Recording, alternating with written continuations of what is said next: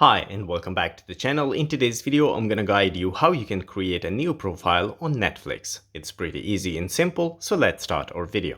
First, you need to open Netflix application on your device. Make sure to sign into your account, then tap on My Netflix right at the bottom. Here, you will find the three lines at the top right corner. You need to tap on it, and here you will find the option Manage Profile. Here, you need to tap on Add Profile. And here you need to enter the name of the new profile.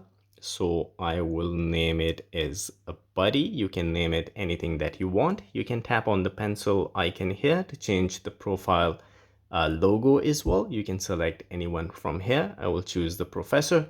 Once you're done, you need to just tap on save and the new profile will be created. Just like this, as you can see, the new profile has been created.